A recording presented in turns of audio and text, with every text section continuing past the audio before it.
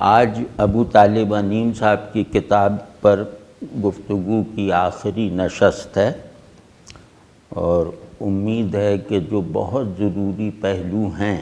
اس کتاب کے ان کی طرف کم از کم اشارہ ضرور ہو گیا ہوگا ان نشستوں میں۔ آج ہم ایک اور جہت دکھانے کی کوشش کریں گے ان کی شاعری میں، جس کا غالباً پچھلی نشستوں میں تذکرہ نہیں آیا، یا آیا ہوگا تو اجمالاً آیا ہوگا۔ وہ یہ ہے کہ جو تخلیقی فنون ہوتے ہیں، خصوصاً شاعری، ایسے تخلیقی فنون جن کا ذریعہ اظہار لفظ ہو، تو یہ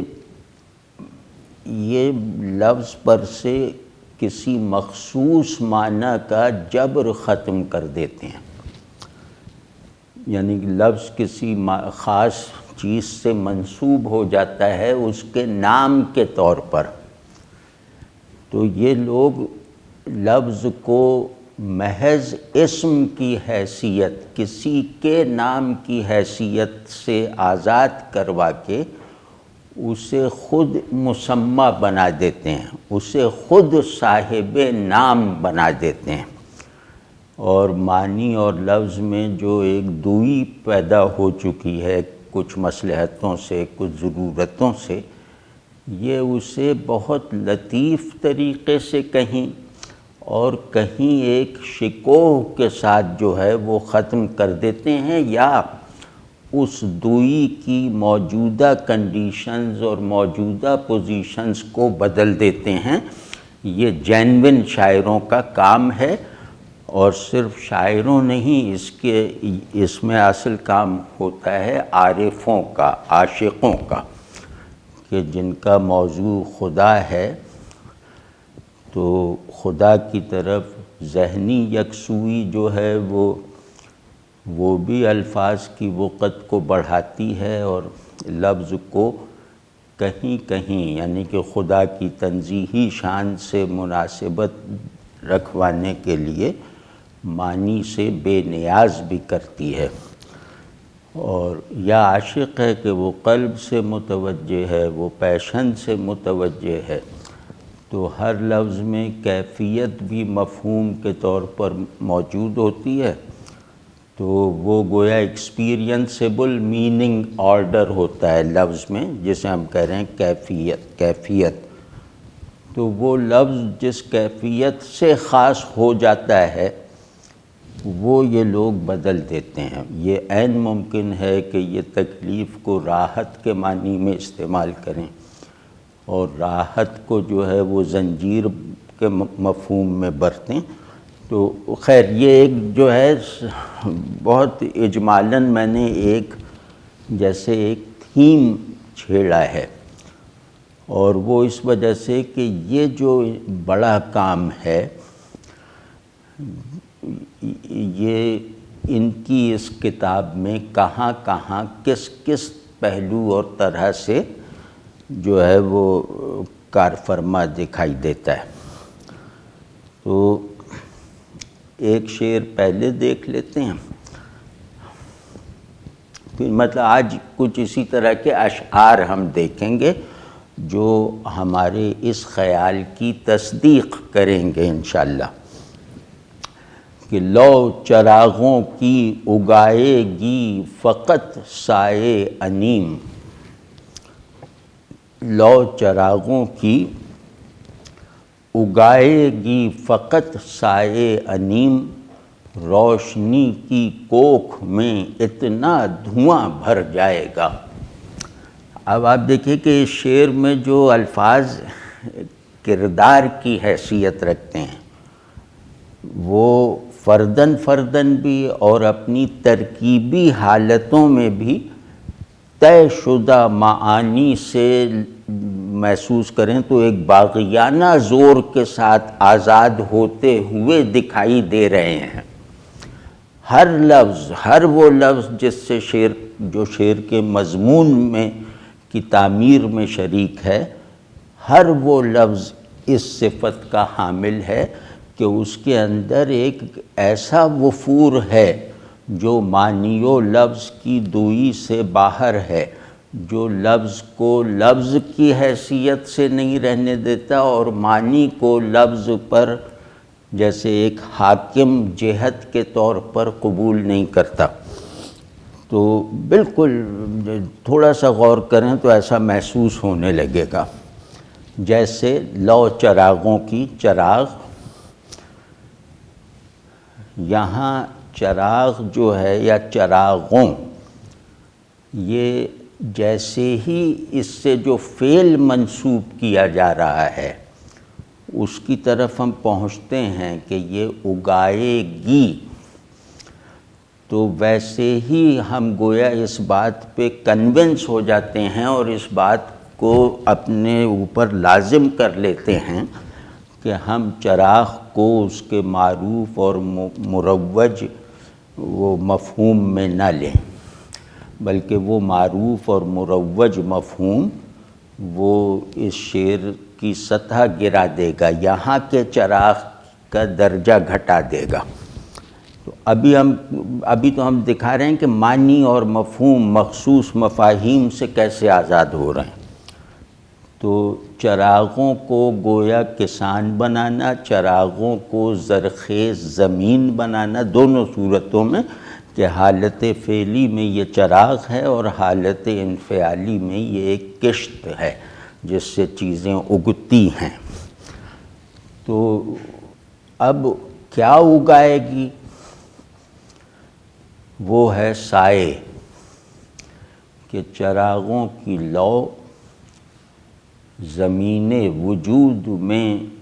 بیج کی حیثیت اختیار کر کے بس پرچھائیاں اگائے گی، اس کی فصل پرچھائیاں ہوں گی۔ اب اس لو کو چاہے تم وجود کی زمین میں گاڑ دو، چاہے اس کو شعور کی کھیتیوں میں بیج دو، یہ دونوں صورتوں میں پرچھائیاں اگائے گی۔ تو اب یہ سب کیوں ہوگا؟ ایک ضابطہ ہوتا ہے تعلیل، یعنی شعر میں مبالغہ چاہے جتنا بھی ہو لیکن اس مبالغے میں واقعیت پیدا کرنے والی کوئی علت پائی جائے تب کمال ہے۔ تو اب دیکھیں اس کو کہتے ہیں حسن تعلیل۔ اب اس کی وجہ کیا ہوگی کہ چراغوں کی لو یہ کام کرنے لگے گی؟ وہ وجہ ہے روشنی کی کوکھ میں اتنا دھواں بھر جائے گا۔ یہ بہت زیادہ پیچیدہ سی تصویر ہے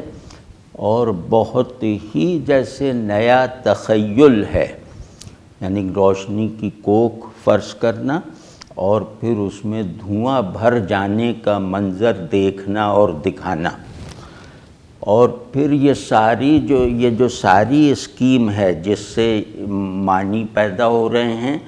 جس سے لفظ اور اس کے اپنے مفہوم میں پچھلی تمام نسبتوں کو مسمار کر کر ایک ایسا تعلق پیدا کر دیا گیا ہے جو پچھلی نسبتوں کے مقابلے میں جبری نہیں ہے۔ اب یہ دوسری بات جو ہے یہ بھی غور کے لائق ہے کہ ایک تو آدمی لفظوں کو معنی کی پچھلی زنجیروں سے آزاد کروائے اور پھر اس کو ایک ایسے معنی سے یا اپنے غیر سے ایسی نسبت دے دے کہ جو نسبت جبری نہ ہو، یعنی لفظ میں وہ قوت داخل کر دے کہ وہ جب چاہے اپنے کسی بھی معنوی اور مفہومی تعین سے نکل سکتا ہے۔ یہ اس میں صاف نظر آ رہا ہے۔ ظاہر ہے کہ جو لو سائے اگائے گی تو وہ لو کچھ بھی کر سکتی ہے۔ تو جو روشنی جو ہے وہ کوکھ والی ہے، جو روشنی پروڈکٹیو ہے، وہ جو ہے کچھ بھی جنم دے سکتی ہے، کچھ بھی کنسیو کر سکتی ہے۔ تو اب اس میں ہم دیکھتے ہیں کہ اس میں کوئی ایسی اتنا کوئی غیر انسانی نیا پن تو نہیں ہے، مطلب ایسا نیا پن جو محسوس بھی نہ ہو پائے، مطلب جس کا احساس بھی ہمارے لیے ممکن نہ ہو، اور جس کے بنایا ہوا مفہوم جو ہے وہ ہمارے ذہن کے لیے بالکل ناقابل فہم ہو،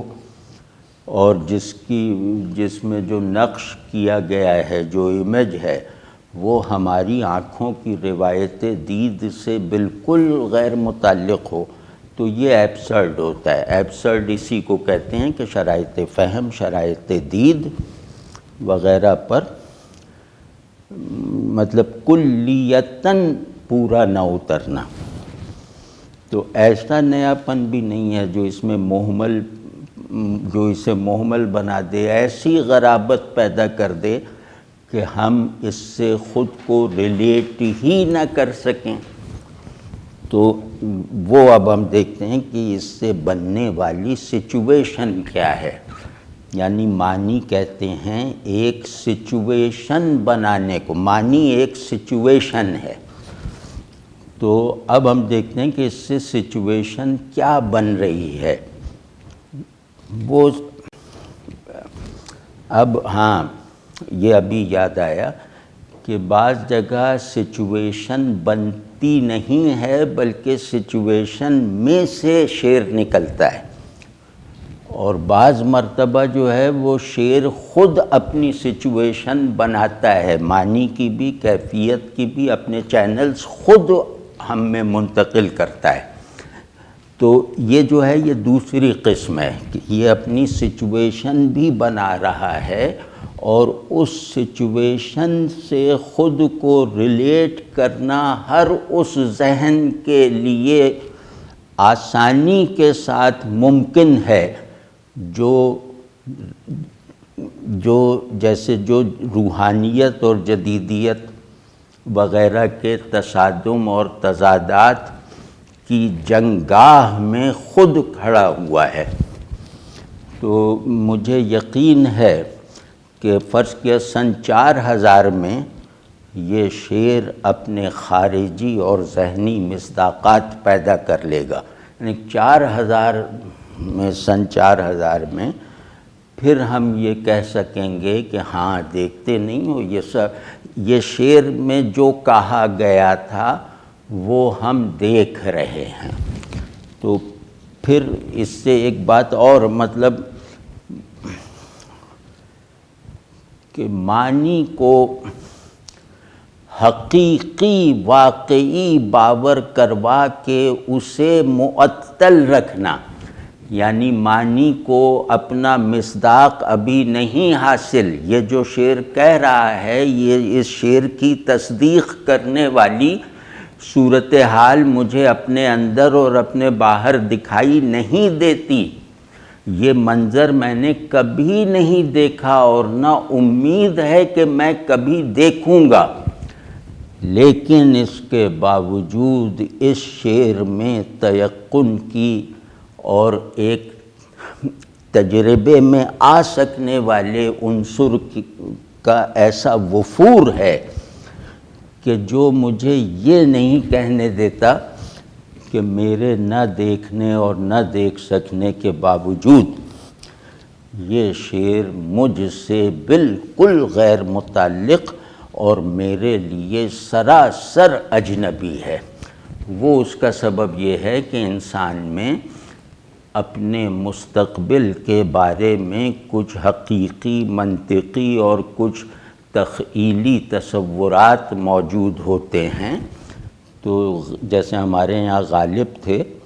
تو غالب جو ہے وہ مستقبل کے بارے میں تخیل، تاریخی شعور اور سماجی بنت، ان سب کے نتیجے میں جو مستقبل کی ایک مربوط تصویر بنتی تھی، جو مستقبل میں جا کے شاید ریئلسٹک ہو جاتی، وہ بنایا کرتے تھے۔ تو یہ بھی اس طرح کا شعر ہے، میں عندلیب گلشن نا آفریدہ ہوں، کہ ہمیں یہ باور ہو جاتا ہے کہ نہیں، ہمیں اس شعر کے ظہور کا، اس شعر سے مناسبت رکھنے والی ذہنی اور تاریخی صورتحال اور مینیفیسٹیشنز کا انتظار کرنا ہوگا۔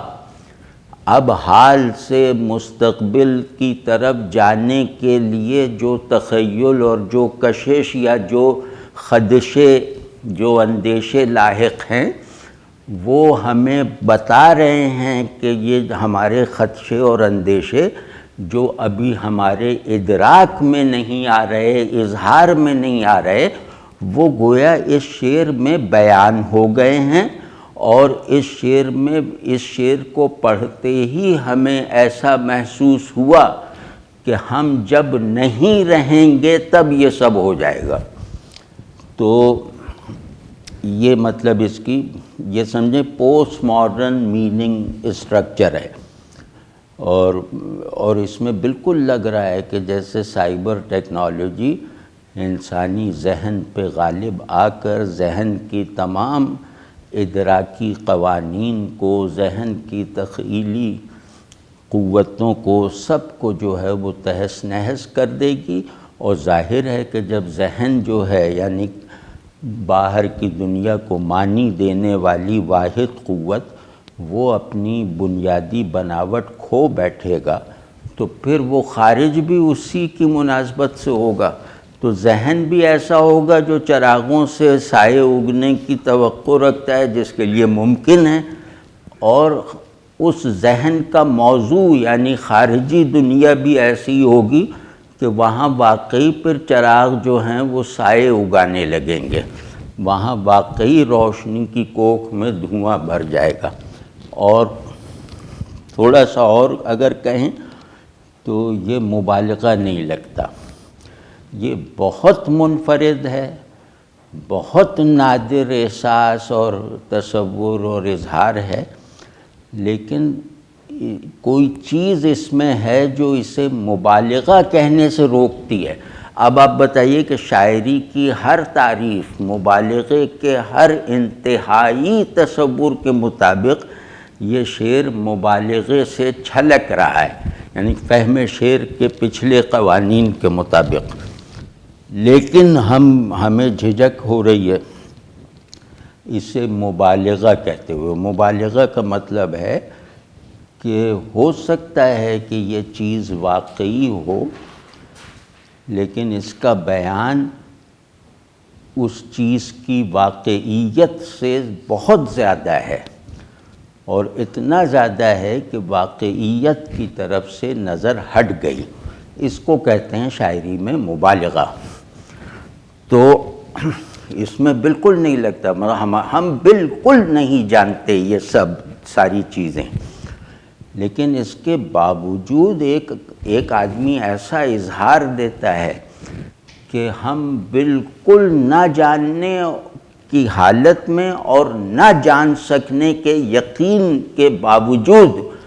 یہ تصدیق کرتے ہیں کہ یہ مبالغہ نہیں ہے، یہ معنی کی، اظہار کی، تخیل کی ایک ایسی قسم ہے جو روایتی طور پر سامنے نہیں آئی۔ یہ اب انسانی تخیل اور انسان کے طرز احساس میں جو ایک مدافعت اور مزاحمت اور مستقبل سے تضاد کے تصورات پیدا ہو رہے ہیں، یہ ان کا بیان ہے۔ یہ شعر 50 برس پہلے نہیں کہا جا سکتا تھا۔ تو اب روشنی کی کوکھ میں اتنا دھواں بھر جائے گا۔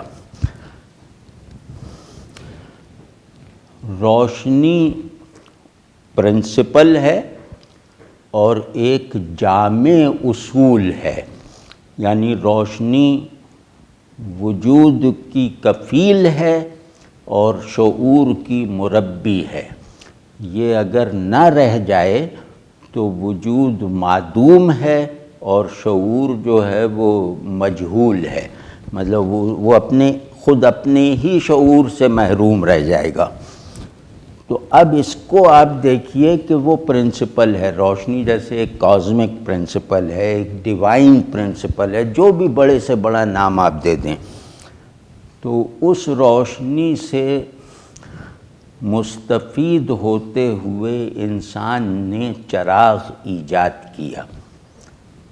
اور یہ چراغ انسان کی پروڈکٹ ہے کہ وہ روشنی کو اپنے باہر کی دنیا کو معلوم کرنے میں بھی استعمال کرے، اور اپنے نہا خانہ ذات میں چھائے ہوئے ایک انتہائی غیبی یا غیب تعمیر کرنے والے اندھیرے میں جھانکنے کے لیے اس کی رہنمائی اور مدد حاصل کرے۔ سمجھ گیا نا؟ یہ روشنی وہ ہے جو شہود کو غیب کی تلوار سے چیرتی ہے،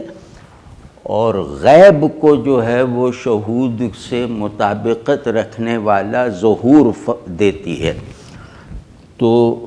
یہ اب جو کہہ رہے ہیں کہ ہماری ہر کوشش، یعنی شعور انسانی اور وجود انسانی کی اب تک روایت میں رہنے والی جو ڈیفینیشنز ہیں وہ سب غارت ہو جائیں گی، اور وہ شعور اگر اپنی پرانی تعریف اور ذمہ داری کو نبھانے میں لگا رہا تو پھر وہ اپنی دانست میں تو چراغ علم بنا رہا ہوگا،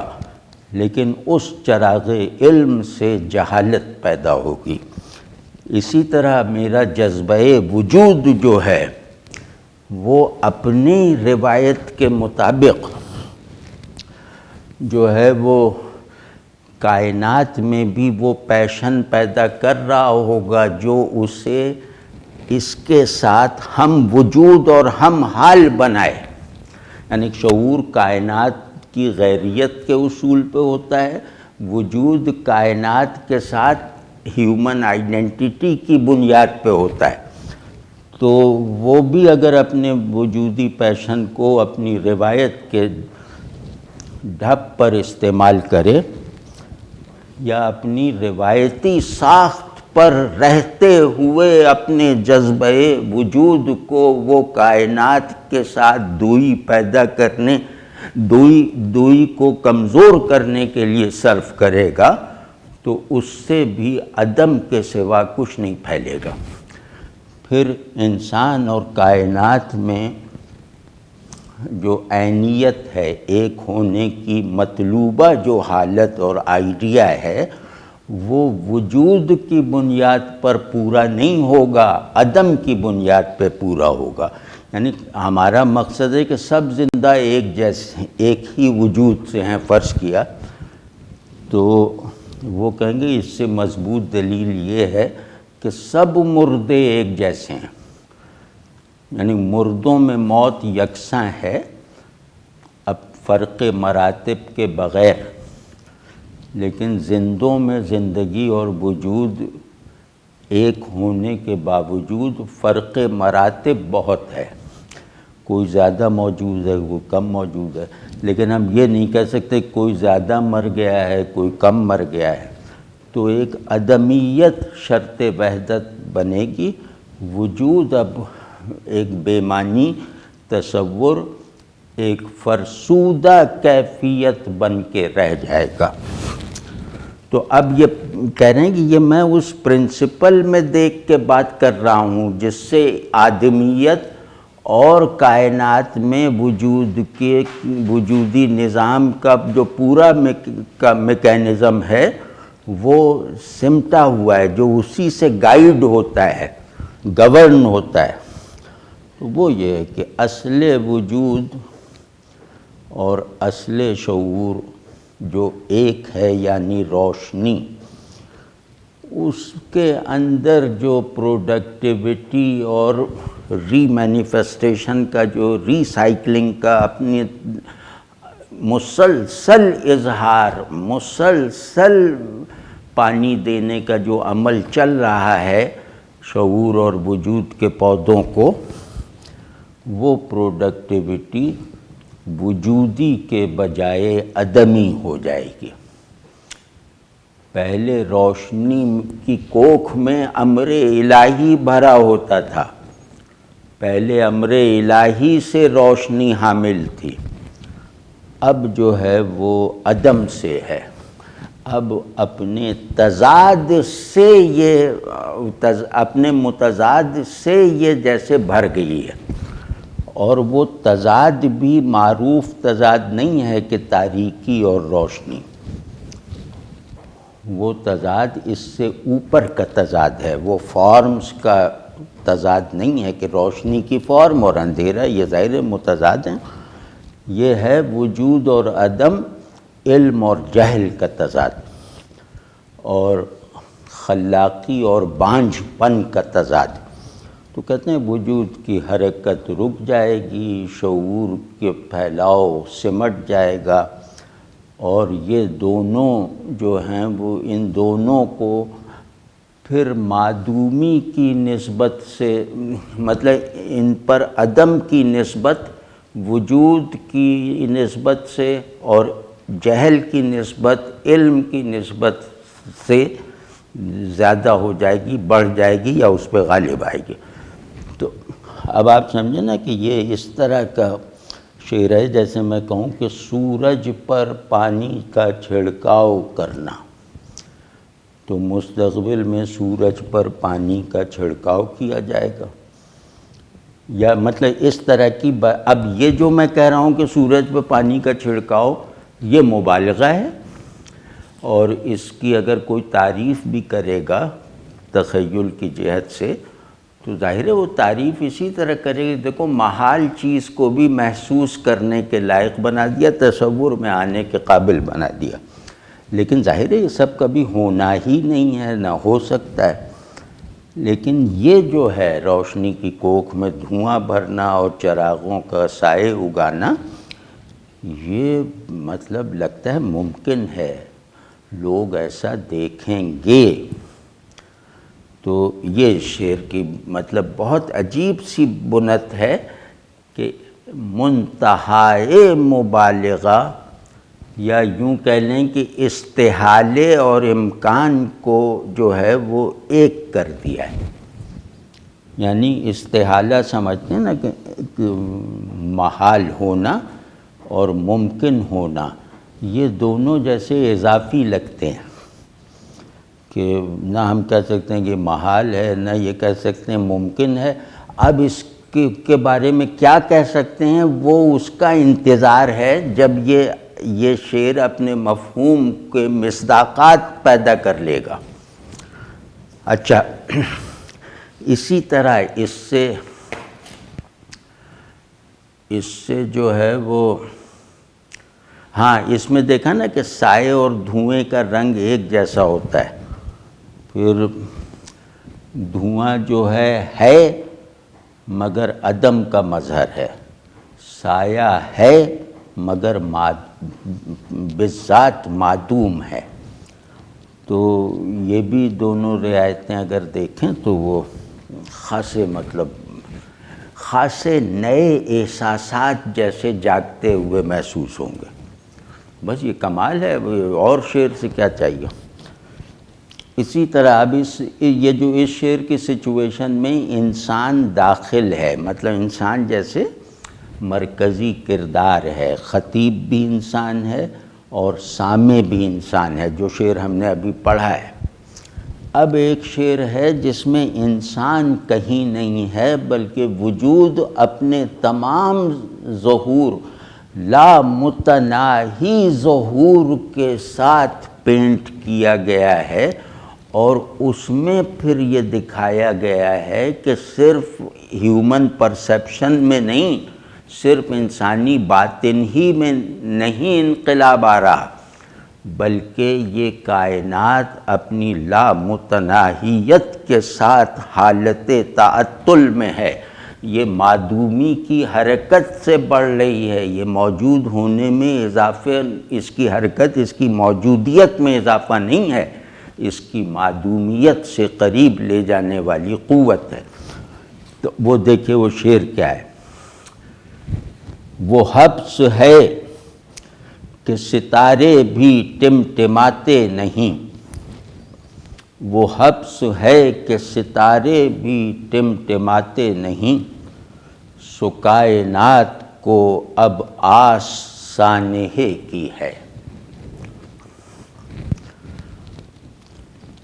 یہ بھی لگ رہا ہوگا نا بہت عجیب شعر ہے، لیکن بہت ہی عجیب منظر ہے، لیکن آنکھیں اسے دیکھ کے اجنبیت یا مغایرت نہیں محسوس کر رہی. تو یہ معلوم ہے کہ منظر دیکھا نہیں گیا، نہ دیکھا جا سکتا ہے، لیکن اس کے باوجود آنکھوں میں لائیں اس منظر کو تو آنکھیں جیسے وحشت نہیں کرتیں، مغایرت نہیں دکھاتی، اور سوائے حیرانی کے اور پریشانی کے کوئی رد عمل نہیں دیتی. تو اب ہم اس کو ذرا سا کھولنے کی کوشش کرتے ہیں، اور اسی طرح کے اس کے بھی جو بنیادی میننگ کیریکٹرز ہیں الفاظ میں، اسے ایک ایک کر کے کھولتے ہیں. تو اس میں جو بنیادی ترین لفظ ہیں وہ دو ہیں، حبس اور سانحہ. تو حبس سمجھیں کہ یہ کلید ہے اس شعر کی، اور پھر اس کو سمجھانے میں مدد دیتا ہے سانحہ. تو حبس جیسے ہوا رک جانا، اس کو حبس کہا ہے. یہ حبس دو اور لوگوں نے اچھی طرح باندھا ہے، گو کہ یہ اس طرح کا پھیلاؤ کازمک حبس آج تک کسی نے نہیں باندھا.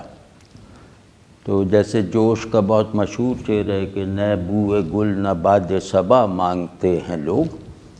وہ حبس ہے کہ لو کی دعا مانگتے ہیں لوگ. گو کہ اس شعر میں ایک گڑبڑ ہے کہ جب مانگنا ہی ہے تو باد صبا کیوں نہیں مانگ رہے؟ اگر لینی ہی ہے کسی سے جو لو دینے پہ بھی قادر ہے اور باد صبا بھی اس کے تحت قدرت ہے، تو یہ پھر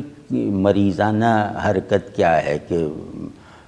باد صبا دینے والے سے آپ لو مانگ رہے ہیں؟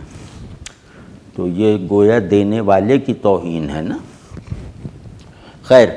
ایک نیا شعر ہے وہ ایک نئے شاعر کا، وہ بھی اچھا ہے حبس پر، کہ حبس سے بجھ گیا دیا گھر کا، حبس سے بجھ گیا دیا گھر کا، میں بچاتا رہا ہواؤں سے. تو یہ اچھا ہے، مطلب قطعی احساسات والا، ہم ان سب مضامین کی اپنے تجربے سے تصدیق کر سکتے ہیں. لیکن یہ جو حبس کا لوکیل اور حبس کا سائز ہے، یہ میرے مطالعے کی حد تک کسی نے نہیں باندھا حبس کو ایسا. تو وہ حبس ہے کہ ستارے بھی ٹمٹماتے نہیں. ذرا اس کا ایک پس منظر سا ہم بنا لیں تو اس سے باتیں بہت لمبی کرنے کی ضرورت نہیں رہے گی. کہ جدید سائنس، فزکس وغیرہ نے کائنات کے ان حصوں کو بھی تصویر کر رکھا ہے جن تک ہماری رسائی ناممکن محض ہے. یعنی ہم جن سیاروں کو، ستاروں کو دوربین سے دیکھ رہے ہیں، اور ان کے بارے میں یہ دیکھنا ایسا ہے کہ ہمارے اندر یہ یقین پیدا کرتا ہے کہ یہ سب کہکشائیں ہیں. تو ہم ان پر ہونے کا حکم لگانے اور انہیں دیکھنے، یعنی کسی قدر دیکھ سکنے کا دعویٰ کرنے کے باوجود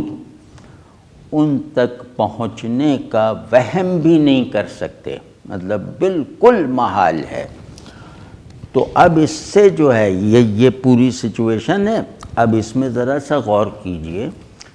کہ اس صورتحال سے انسانی پرسیپشن اور تخیل میں بعض بہت ہی بنیادی تبدیلیاں آ گئی ہیں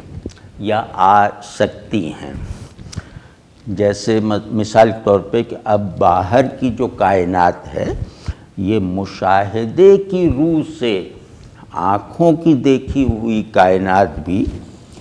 اتنی بڑی ہو چکی ہے کہ اندر کی دنیا اس سے موازنے کے قابل نہیں رہ گئی. پہلے جیسے ہم بہت اعتماد سے کہتے تھے نا کہ انفس آفاق پر غالب ہے، اور انفس میں یہ ہے اور آفاق تو کچھ بھی نہیں ہے، باہر کی دنیا اندر کی دنیا کے مقابلے میں کچھ بھی نہیں ہے۔ اب وہ تصور رکھنا، اسے اپنے ذہن میں دہرانا، اسے زبان سے نکالنا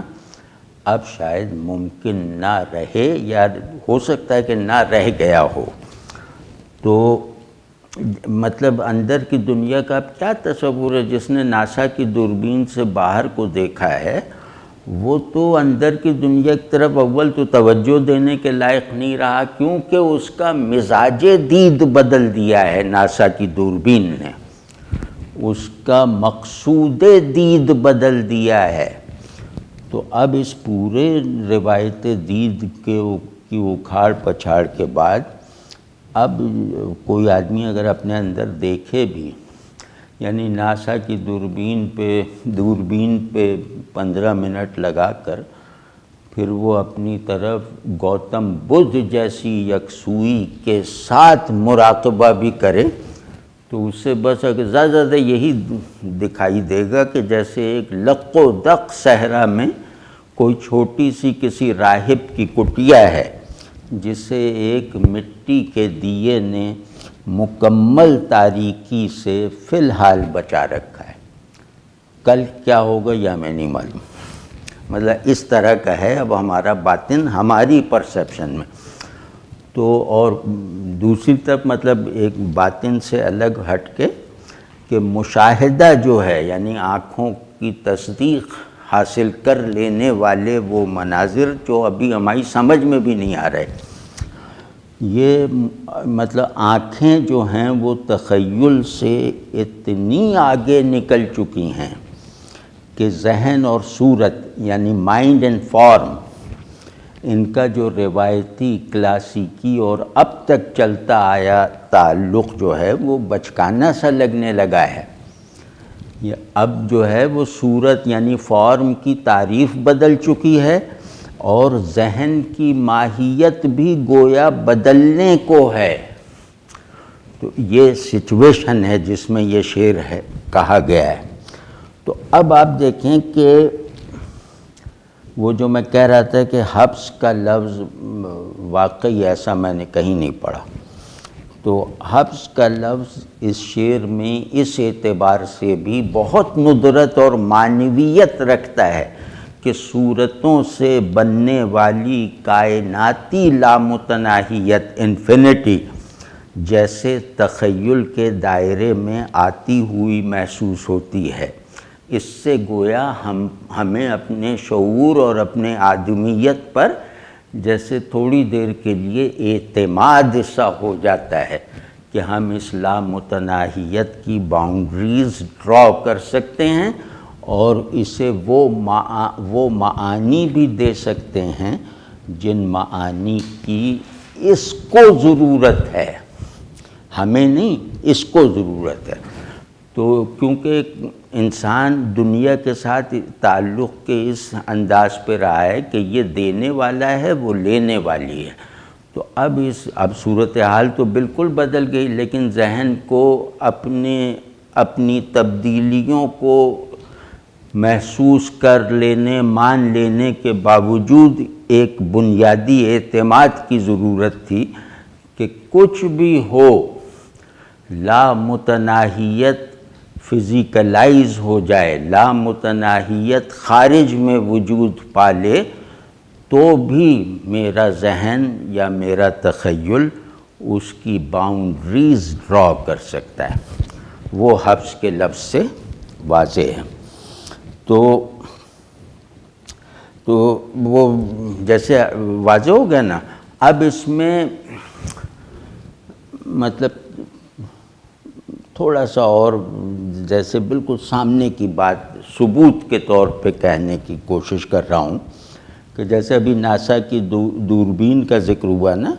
کہ اس دوربین نے ابھی ان گنت کائناتوں میں سے شاید 4-5% ہی کو تصویر کیا ہے، وہ پورا، اور یہ جو رہ گیا ہے وہ بھی ہمیں یقین سے معلوم ہے۔ تو یہ چھوٹا سا ٹکڑا یعنی 4-5%، یہی جیسے بعض طے شدہ تصورات، کیٹیگریز اور مسلمات کو بدلنے پر مجبور کر رہا ہے۔ اب شعور کی تمام فیکلٹیز اپنی اصولی ڈیفینیشنز پر برقرار نہیں رہ سکیں گی۔ تو اب اس پر جو ہے آخری بات کیا ہے کہ کیٹیگریز کو بدل رہا ہے، مسلمات کو بدل رہا ہے، پرسیپشن کو بدل رہا ہے۔ تو اس کا آخری جو بیان ہو سکتا ہے کہ اب وجود اور عدم کی مطلق کیٹیگریز کا اطلاق نہیں ہو سکے گا کائنات پر، یعنی موجودہ سیٹ آف یونیورسز پر۔ تو یہ جو ہے یہ کائنات کیونکہ لامتناہیت کے ساتھ ہے، آل انکلوسیونیس کے ساتھ ہے، جامعیت کے ساتھ ہے، تو یہ عدم سے زیادہ ہے اور وجود سے بھی بڑھ کر ہے۔ عدم کی ٹوپی بھی اس کے سر پہ چھوٹی ہے اور وجود کا کرتا بھی اس کے تن پہ تنگ ہے۔ اب نئی ڈیفینیشنز بنیں گی۔ تو حبس، اب آپ دیکھیں کہ حبس اسی صورتحال کا جو ابھی اوپر عرض کی ہے اس کا ایک پہلو سے عنوان بھی ہے کہ ہم اسے کائناتی حبس کہہ سکتے ہیں، کہ کچھ پتہ نہیں ہے کہ حبس میں اگر آدمی ڈوب جائے تو لو اور باد صبا کا فرق معطل ہو جاتا ہے اس کی نظر میں، پھر تو وہ کوئی حرکت ہوا میں چاہتا ہے، چاہے وہ دھوئیں کی شکل میں ہو، چاہے وہ موج نسیم کی صورت میں ہو۔ تو یہ ذرا سا محسوس کر لیجیے۔ تو یعنی یہ جو لامتناہی خرابہ ہے، خرابہ جو ہے وہ منفی معنی میں نہیں کہہ رہا، خرابہ اسے کہتے ہیں جسے وجود کہنا غلط، معدوم کہنا نادرست۔ تو اس لامتناہی خرابے میں یعنی کائناتوں کی اس زنجیر میں نہ وجود کی ٹھنڈی ہوا چل رہی ہے، نہ عدم کی گرم لو، حبس ہے بس۔ تو تھوڑا سے ذرا سے ایک آدھ فقرہ ذرا اصطلاح میں ذرا مشکل شاید ہو، لیکن اصطلاح میں وہ فقرہ کہہ کے پھر اگر ضرورت ہوئی تو اس کی تفصیل بھی کریں گے کہ یہ کائناتیں اپنی نامعدومی اور لا موجودی، ظاہر ہے نہ وجود سے ڈیفائن ہو رہی ہیں نہ عدم ان پہ وارد ہے، تو اپنی نامعدومی اور لا موجودی، اور ظاہر ہے جو نہ معدوم ہے نہ موجود ہے تو وہ معلوم کہاں سے ہوگا، اور نامعلوم سے کیسے کہا جائے گا، اسے تو نامعلوم بھی نہیں کہہ سکتے نا۔ تو اپنی نامعلومی اور نامجہولی نے جیسے ان کائناتوں کو سکتے میں ڈال رکھا ہے، ساکت کر رکھا ہے، معطل کر رکھا ہے۔ تو یہ تعطل ایک سانحے سے ختم ہوگا جس کی آرزو، جس کی خواہش ان کائناتوں کے ذرے ذرے میں بلٹ ان ہے۔ سمجھ گئے نا وہ سانحہ جو وجود و عدم کی کیٹیگریز کو پھر سے بحال کرے گا نئے مصداقات کے ساتھ۔ یعنی اب ہم وجود اور موجود کو جس طرح قیاس کرتے ہیں تو اس طرح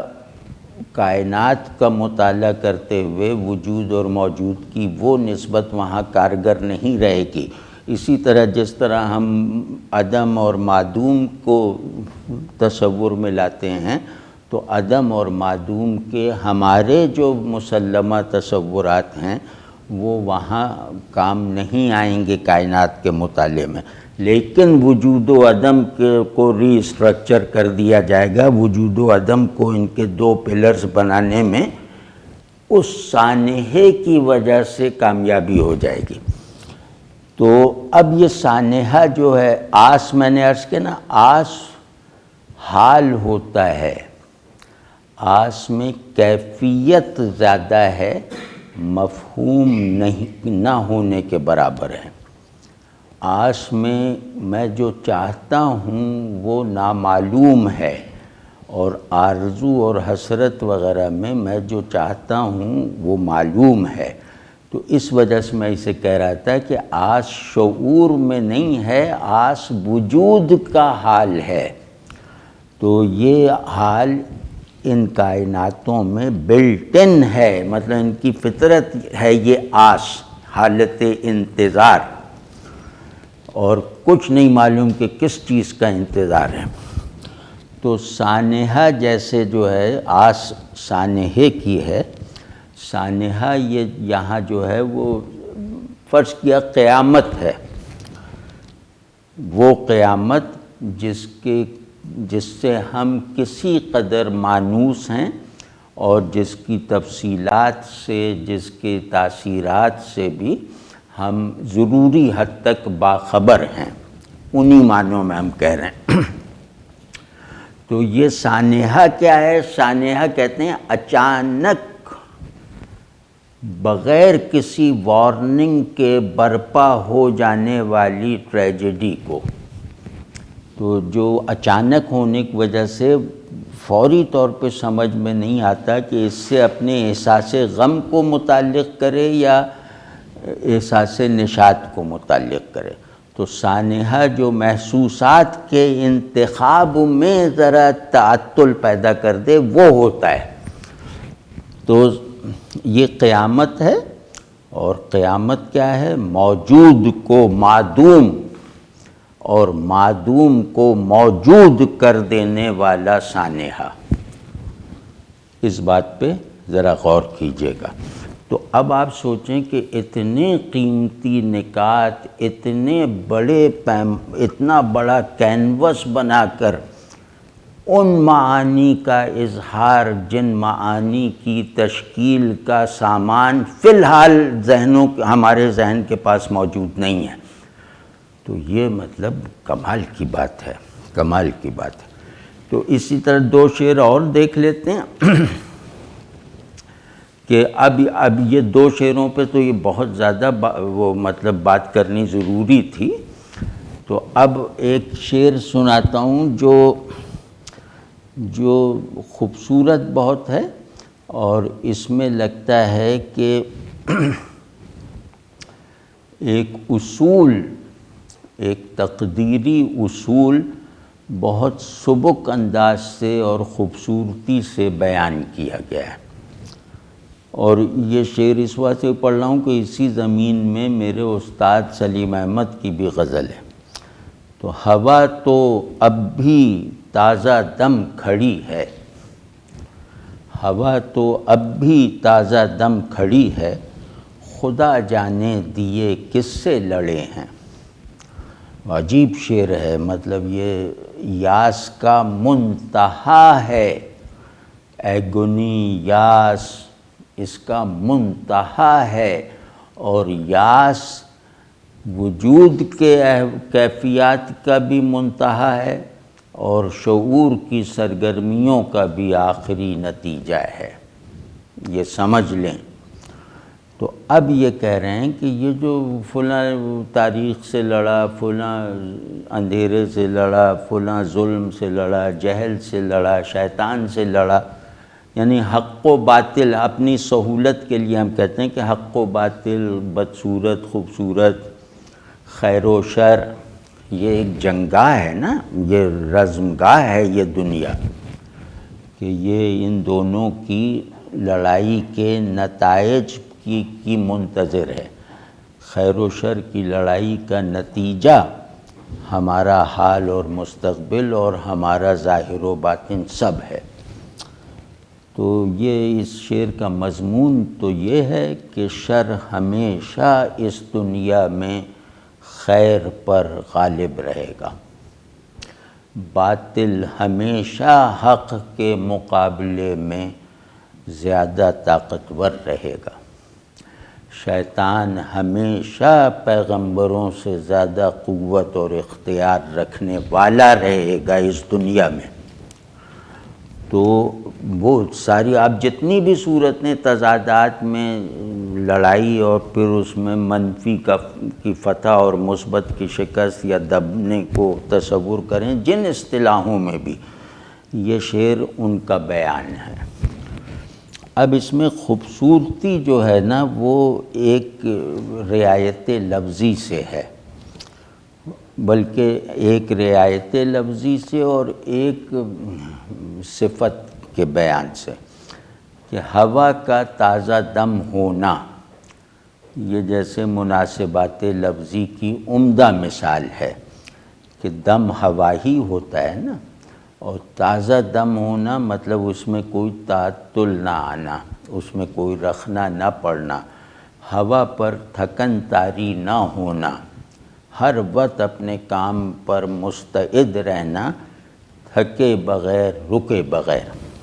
تو خیر ہوا اور تازہ دم میں خوبصورت مناسبت ہے۔ پھر یہ کہ کھڑی ہے، ہوا کھڑی ہے، یہ پرانا روزمرہ ہے، لیکن یہ یہاں بہت مطلب خوبصورت لگ رہا ہے کہ ہوا کا کچھ نہیں بگڑا، ہوا اپنے پورے قد سے کھڑی ہے، ہوا اپنے موقف پر کامیابی سے قدم جمائے ہوئے ہے، ہوا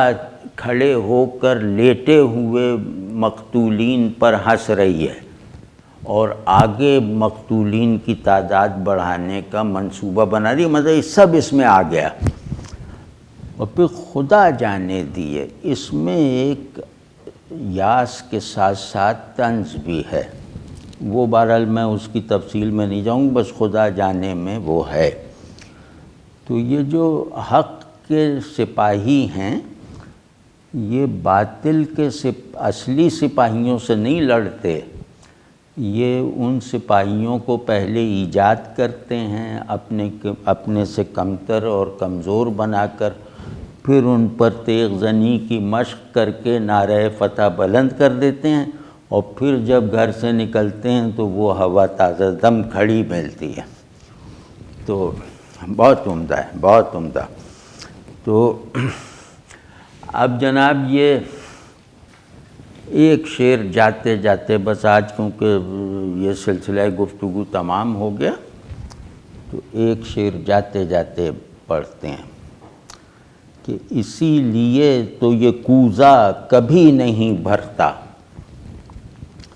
اسی لیے تو یہ کوزہ کبھی نہیں بھرتا کہ گھر میں پیاس صراحی کے ساتھ آئی ہے۔ تو اب میں کب تک بولتا رہوں،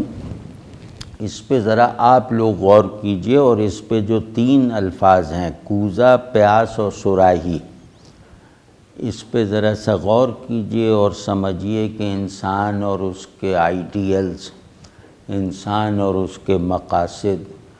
شعور کی ساخت، وجود کی اصل بناوٹ، اس کا نظام احساسات، یہ سب اپنی کلیت، جامعیت، امتیاز اور وحدت سمیت جیسے ایکسپریس ہو گیا ہے اس شعر میں۔ باقی تفصیل ظاہر ہے اپنے اپنے طور پہ کر لیجیے گا۔ تو جناب مجھے بڑی خوشی ہے کہ ایک بہت دیرینہ خواہش کو اللہ کے فضل سے پورا کر دیا ہے، اور یہ ابو طالب و نیم جو ہیں خوش رہیں، اسی طرح پروڈکٹیو رہیں، اور شعر جیسے شعر اپنے قدموں، شاعری ان کے قدم کریں،